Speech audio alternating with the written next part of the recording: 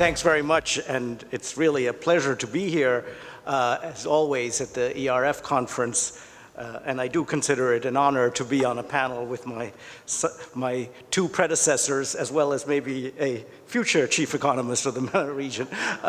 So we can have a really good discussion.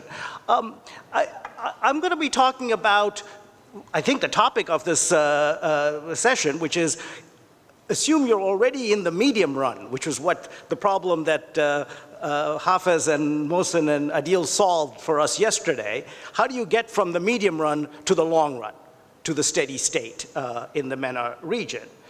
And before we, and it's not going to be easy, and we're going to have to sweat blood and tears to get there. But before we did that, I thought it would be useful to see what the payoffs are. What is it? Is it worth it to go through all this trouble to get to some medium, some long-run steady state? Can we estimate what it's worth? So, just to get a sense of that, one is, is there a peace dividend?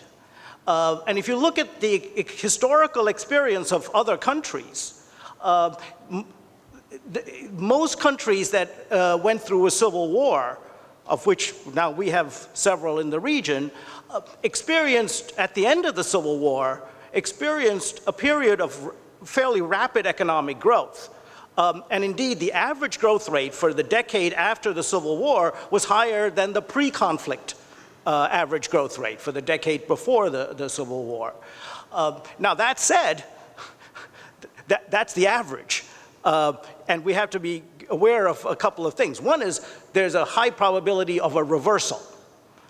This is getting back to Adil's point about, I think he called them non-linearities in the system. I mean, Paul Collier and Anke Hoffler have estimated that the probability if you end a civil war, the probability that it'll resume in the next 5 years is 40%. So we got to keep that in mind. The other is that while the growth rates remain high, since the growth is so highly negative during the Civil War, it actually takes a long time to even get back the level of per capita income that you had before the Civil War. I mean, and you know, some of the numbers that Khalid just presented for Syria should give you an idea of what the challenge is. But that's not the only payoff to this transition to the long run. So we thought we'd go out on a limb and say, what is the payoff to democracy? Which is one of the other things that we could hope to achieve in the long run. And this is, and there's been some recent work by Daron Acemoglu, which has received some criticism from Caroline, so you might hear from her. But Daron and his colleagues have actually tried to, I wouldn't say solve, but address the identification problem and say, what is the benefit of democracy to economic growth? And they get something of the order of that democratic countries will grow in the steady state at about 20%, will have a 20% higher per capita income than non-democratic countries across the board. This is a global sample. So what we did was try to say, well, what does this imply for MENA? For the Middle East and North Africa region. Because the other thing is that the Middle East and North Africa region is the least democratic region in the world. So the average levels of democracy in this region are lower than other developing countries and of course, lower than the global sample. So let's just imagine, now just take put your completely imaginary hat on and say, suppose all the countries in the MENA region went from being this least democratic to democracies. And this could take 30, 40, 50 years, but whatever it is, by how much will growth be higher in these countries? So that's the experiment we did, the simulation we did. And the numbers are actually quite substantial. So one way to think about it is, and again, this is an even greater imagination I'm going to ask of you, suppose all of this happened in 2015. Right?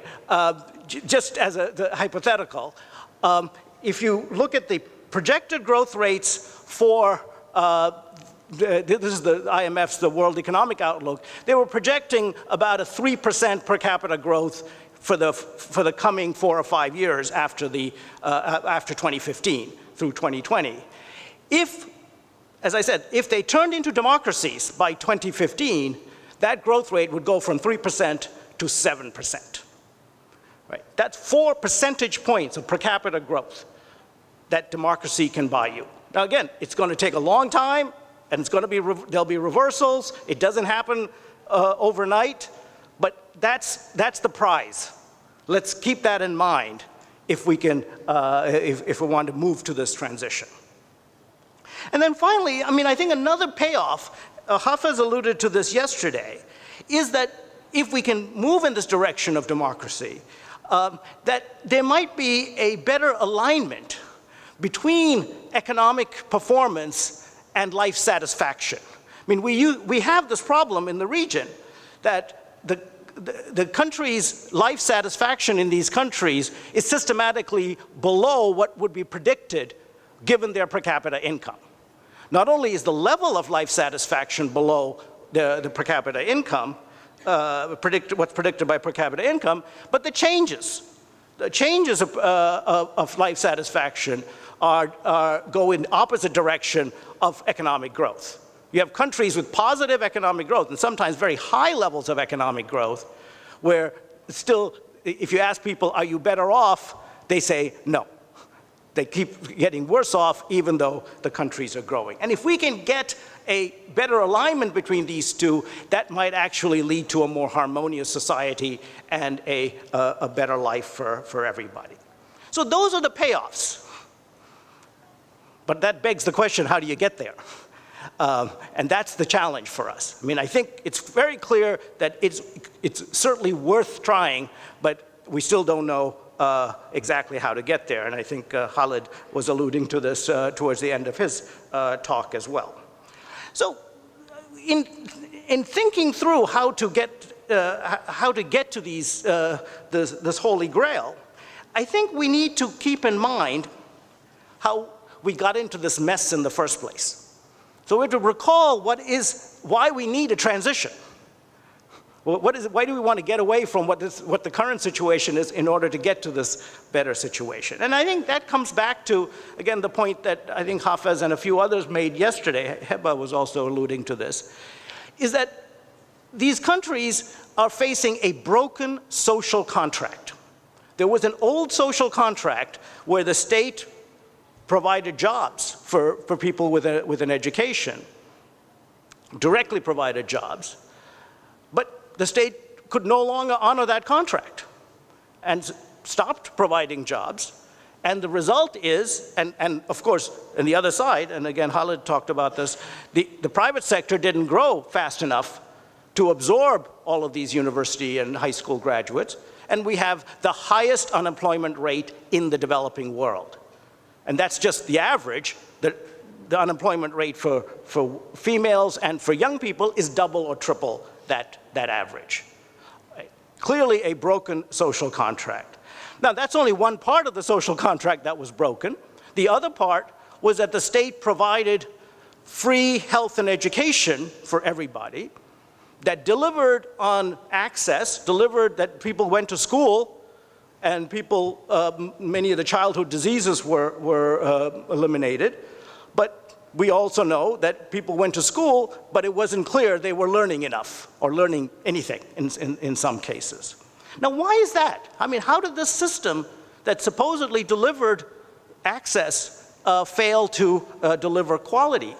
And there, I would submit that the reason is that a free central government-sponsored education system fails to make the teacher accountable to the student.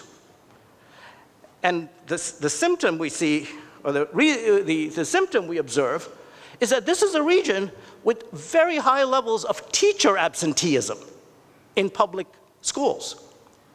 And this is not, and it clearly can't be because we're not paying the teachers enough, because this is also true in countries like Saudi Arabia and Qatar, where there's no shortage of money to pay school teachers. But there is a shortage of accountability. And these teachers are failing to teach their students, and the quality of education is falling apart. So if you've got this broken social contract, I think the only way we can transition to, in the long run, is to go towards a new social contract. And that new social contract has to be one, well, I'll get to that in a minute, but let's keep in mind that it has to be one in which the teachers and doctors are accountable to the students and the patients. How we design that is a different issue, but it's got to be central to that new social contract. Otherwise, we're not going to make progress on quality. Now, this is only one of the reasons why we have a problem in the region, which is the broken social contract. The other is, and Khalid referred to this just now, is that the region is in turmoil. There are 4 civil wars going on, at least the 4 civil wars going on in the group of countries that I'm responsible for. There are others in the neighboring countries, but that's another chief economist's problem, not mine. Right, so we have 4, and the point is, not only are there problems in those 4 countries, Iraq, Syria, Libya, and Yemen, but they affect the neighboring countries. So the fragility is actually spreading, both with refugees and terrorism and conflict, to the neighbors, to the point where I would say that, you know, at the World Bank we talk about fragile states all the time. We have a fragile region, that the whole region is actually under threat. Now, again, we have to understand why we got to this point, and if we want to try to see how we can solve it. And there are 2 points here. One is that it's clear that a lot of the terrorism has to do with young people in particular feeling alienated from the state. The state, first of all, is failing to deliver on the old social contract. So there are no jobs, and the quality of education and health and everything else is poor. But more than that, they feel like they have no voice in the state. And that's actually confirmed by systematic evidence, that these countries are ones where voice is actually lower than average for their per capita income. And when the state sometimes responds with repression, that actually furthers the alienation. Because the one thing that the state is supposed to do is to protect you instead of attacking you. But that's only one, and we've been looking at some other factors, and this is hot off the press. In fact, I don't think even Hafiz has seen this. We've been looking at other factors that predict the conflict, or the incidence of conflict. And you know, one of the things that people talk about, mostly in the context of Africa, is ethnic polarization, or in our case, religious polarization in this part of the world. But you know, it's very hard to find a systematic relationship between religious polarization and the incidence of conflict. But some very interesting new work looking at a global sample has shown that there's a cross effect between religious polarization and foreign military interventions. That if you cross that, the foreign military intervention with religious polarization, then you get significant conflict. And so you can see that if you combine the two, you actually get very high incidence of conflict, whereas by themselves, religious polarization does not predict conflict. This is relevant for us because this is a region that has had many foreign military interventions.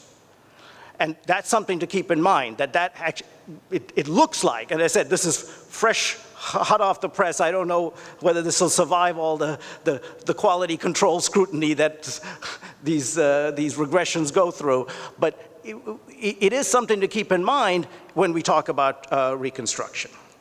So how do we now, given that this is the reason why we got to this situation, how do we get out of it? How do we move to the new steady state? And to do so, I want to, picking up on what Mustafa said earlier, we can't have a one-size-fits-all. These countries are very different.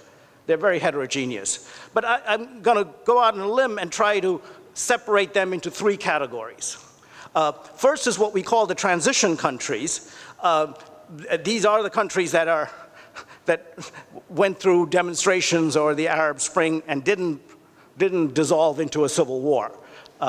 And some of them, it's controversial as to whether they're still in transition or whether they're transitioning in a different direction. But let's keep those just for categorical purposes, call them the transition countries.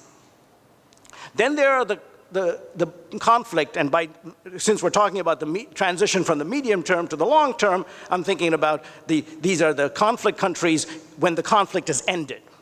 So we're trying to move from the end of conflict to the new steady state. And then there's the rest, which is interesting that they're all oil exporters. The rest include the GCC, Iran, and Algeria. And I think these three countries are in different places and they're in different situations. So the transition, or the way you manage the transition, has to be tailored to their purposes. So turning to the first, which is the transition countries, clearly these are the countries that have to move towards that new social contract. And I emphasize the social contract because this requires something from the state and something from the citizens. It isn't that you come in as technocrats and design a new institutional framework for the country, or even new governance. This is actually something that the citizens and the state of that country have to mutually agree upon, and that's going to be different from the previous social contract which has failed. And the components of this, as I said, the specifics have to be worked out, but I think it has to have at least 3 or 4 components. One is, given that the state is not going to be the employer of first resort, the state has to promote, or at least not restrict, the creation of private sector jobs. Now, I won't say more of this because I think Caroline is going to talk about this in her presentation, but we know basically what that means is competition, and the state should be promoting competition rather than restricting competition for the creation of private sector jobs. The second is accountability in service delivery, what I was talking about earlier with the absentee teachers, right? That we have to change that system where the teacher is not accountable to the Minister of Education in the capital city, but actually accountable to the parents of the students. Now, this is a big change, and it's going to get resisted by teachers' unions. Believe me, I've felt it when I travel around in this region. But I think there is enough resentment of the quality of education, the poor quality of education, that there can be progress in that domain. And then when I talk about cash, the state provides cash transfers. This is to replace the corrosive subsidies, the whole web of subsidies, the fossil fuel subsidies that Khalid talked about earlier, that are actually undermining the economies of these countries and are not actually reaching the poor. And so if you replace those with cash transfers, you can actually reach the poor and you won't be damaging the environment and contributing to pollution and everything else. Now, that's why this takes 2 sides, because the citizens then must be willing to pay market prices for gasoline and all the other things in return for cash transfers from the state. But coming back to the accountability, what I wanted to mention one idea, I mean, it's something we're working on and something several people in these countries are working on, as a way of promoting accountability for public services, and that is decentralization. It's interesting, MENA is the least decentralized region in the world. The share of subnational expenditures as total expenditures is the lowest. Right? We have a very centralized system, and in the Maghreb countries, I've noticed the system looks exactly like the French system of the 1950s and 60s. Now, the French have actually moved quite a bit, but the system is still very centralized in the Maghreb countries. And it seems to be common in the other countries as well, with the exception of UAE, which is an extreme version of decentralization, shall we say. Now, what decentralization can give you is bringing the policymaker or the politician closer to the service recipient.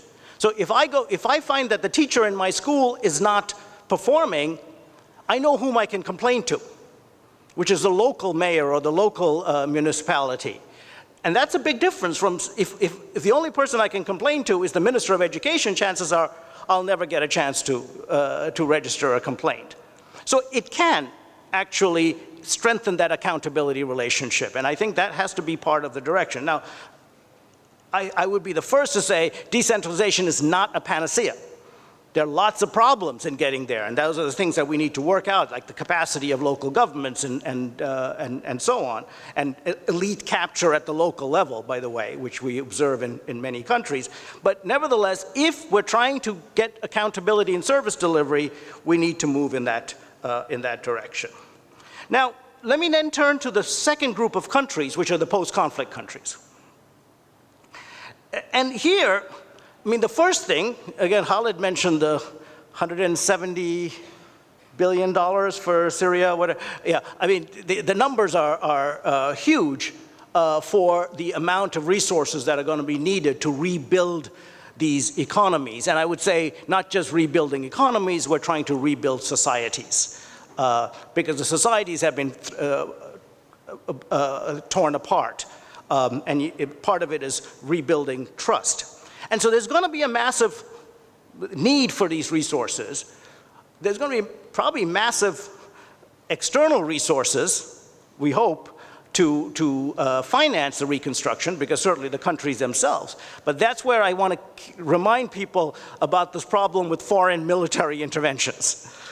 Because sometimes even with the best of intentions, it can turn into a foreign military intervention, which then increases the probability of a resumption of conflict. So we really need to manage that foreign transfer, the external resources very carefully.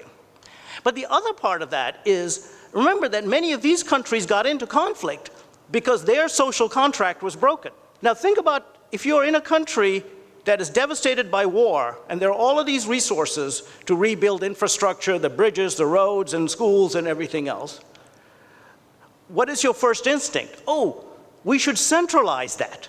We should have the government come in and quickly, the central government should come in, and we're still maybe an external actor, come in and quickly build those bridges, and quickly build those roads, and deliver the infrastructure really fast.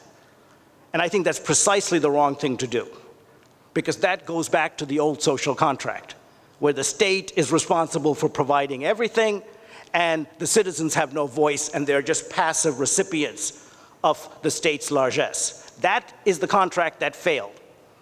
So we have to be careful, because our instincts are to reproduce that contract, reproduce that system. And we have to be fighting that instinct to make sure that we actually involve the citizens, both the ones that are in the country and maybe the ones that have left the country, in the rebuilding of their country, and actually give them more of a choice in what they can do to rebuild their societies. And here, having said that decentralization might be a way of strengthening accountability in the transition countries, I am very nervous, because decentralization might actually exacerbate the tensions in these countries, especially because all of these countries actually are oil exporters. And when the oil is in one district or one part of the country, and you're then decentralizing, then if you're decentralizing, then you begin to get a scramble for resources that is just untenable. And indeed, many countries have gone into civil war when you actually have decentralized and the resources are controlled by one district and the others feel threatened. So let's be careful about that. Now, finally, and I was going to be final, even though Mustafa gave me a warning, that are the other countries. Now, these are countries that have neither had an Arab Spring type events, nor have a civil war going on. But I want to say that I think these countries are in need of a new social contract too, because they're suffering from the same problems that the other countries are facing. High levels of youth unemployment, poor quality services. You saw the absentee rates in Saudi Arabia and Qatar. But I think that the source of this is slightly different, because many of these countries are oil-rich countries, and they're actually quite rich countries too, which is that the source of the problem is the way they redistribute oil revenues. They have chosen a model where oil revenues are distributed to the citizens in two ways: through subsidies and through civil service employment. Not surprising. So you have 95% of the men in Kuwait working in the public sector at very high wages, I might add. And then you sort of wonder why there isn't a private sector, a national private sector in Kuwait. Well, it's not competitive when the public sector is paying so much. But the reason the public sector pays so much is that's a way of redistributing oil revenues. So you have to change that if you want to promote diversification in a private sector. And I would say the way to do that is actually to distribute oil revenues in a direct way to the citizens, and let the citizens choose whether they want to work in the private sector or the public sector, or educate themselves and do whatever they want. Not only will this actually be a more efficient way of distributing oil revenues, it actually strengthens accountability, because then the government actually has to tax them